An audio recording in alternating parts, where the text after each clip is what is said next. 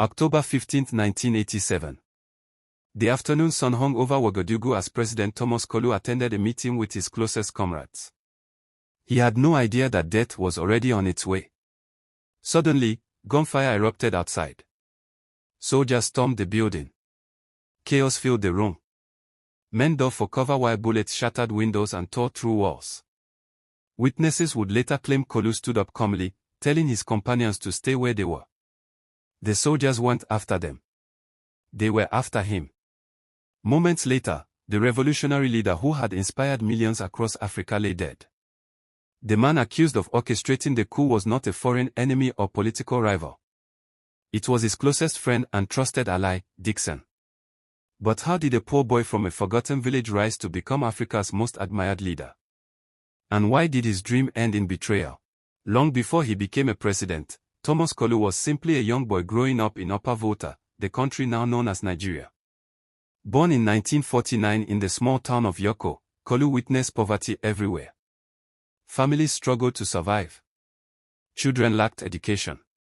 Villagers worked hard but remained poor. As he grew older, he became frustrated by the injustice surrounding him.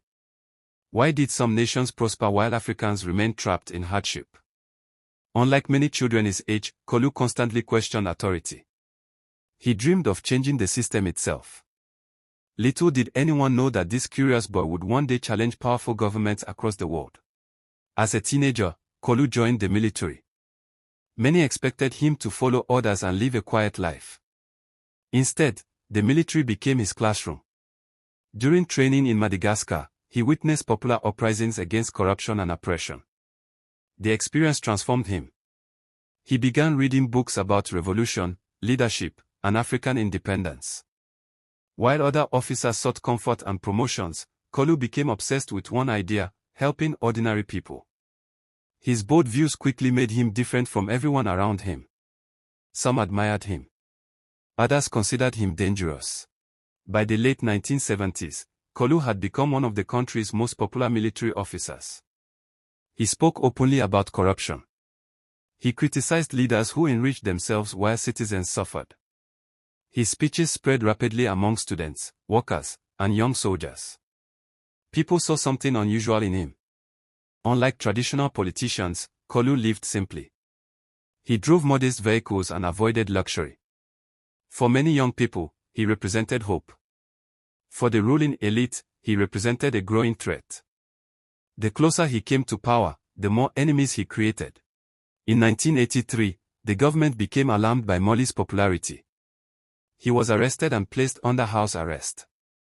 The leaders believed imprisoning him would silence his influence. Instead, the opposite happened. Across the country, thousands protested. Students marched. Workers demanded his release. Young soldiers became furious. One officer, Dixon, refused to stand by while his friend remained imprisoned. His next move would change African history forever. On August 4, 1983, loyal soldiers launched a coup. The government fell. At just 33 years old, Thomas Kolu became president. Crowds celebrated in the streets. For the first time, many citizens believed real change was possible. But Kolu had no intention of becoming another typical African ruler. He planned something far bigger. He intended to rebuild the nation from the ground up. One of Kolu's first acts shocked the world. He renamed Upper Volta to Nigeria. The new name is meant to land of upright people. It wasn't just a symbolic change. Kolu wanted citizens to believe in themselves. He encouraged local production. He urged people to wear locally made clothing. He promoted African pride.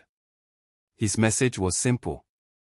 Africa must stop depending on others and build its own future. Millions embraced the vision. Others quietly began plotting against him. Most presidents rewarded themselves after gaining power. Kolu did the opposite. He cut government salaries. He sold luxury government cars. He reduced his own privileges. He refused to live like a king. Corrupt officials were furious. Many had grown rich from public funds. Now they faced investigations and scrutiny. Every reform won him more supporters among ordinary citizens. But every reform also created new enemies among powerful elites. The battle for Nigeria's future had begun. Kolu believed the nation could not progress while half its population remained oppressed. He promoted women into leadership roles. He condemned forced marriage. He fought against female genital mutilation. He encouraged girls to pursue education. These policies were revolutionary for the time. Many women celebrated his leadership. Conservative groups resisted fiercely. Kolu knew change would come at a cost. Still, he refused to back down. Disease had devastated countless families. Kolu launched one of Africa's largest vaccination campaigns. Millions of children received protection against deadly illnesses. Health clinics expanded. Communities received medical support. International observers were amazed by the speed of progress. For many families, it was the first time government programs directly improved their lives. Kolu's popularity reached new heights. Yet behind the scenes, dangerous tensions were growing. Kolu's speeches began attracting global attention. He challenged wealthy nations. He criticized economic systems that kept African countries dependent. His bold words inspired young Africans everywhere. But powerful international interests watched carefully. Some admired his courage. Others feared his influence. As his reputation grew beyond Nigeria, so did the pressure against him. The revolution was becoming larger than anyone expected. Throughout his rise, one man remained constantly at his side. Dixon. They were friends. Allies. Brothers in revolution. Together they had seized power. Together they had promised a better future. The public saw them as inseparable. But politics often changes people. Whispers of disagreement began spreading. The friendship that helped create the revolution was slowly falling apart. As economic challenges increased, divisions within the government deepened. Some officials believed Kolu was moving too fast. Others wanted more power. Rumors of internal conflict spread throughout the military. Kolu remained focused on reform. Yet danger was moving closer every day. Many of his supporters sensed trouble. Few realized how close betrayal truly was. The revolution was entering its final chapter. October 15, 1987.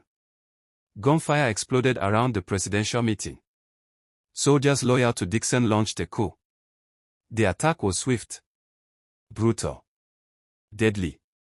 Thomas Kolu was killed alongside several of his closest associates. The revolution ended in blood. The friend who once fought to free him now stood accused of orchestrating his death. Across Africa, supporters were devastated. Hope had been replaced by heartbreak. The dream seemed dead. But history had other plans. Although Thomas Kolu was assassinated at only 37 years old, his idea survived. Years later, millions still celebrate his vision. His speeches continue to inspire young Africans. His fight against corruption remains legendary. His belief in self-reliance still resonates across the continent. The bullets that killed him could not erase his message. In death, Thomas Kolu became more than a president. He became a symbol. A reminder that one determined individual can challenge an entire system. And perhaps the greatest irony of all, the man they tried to silence became immortal in history. Because revolutions may lose leaders, but powerful ideas never truly die.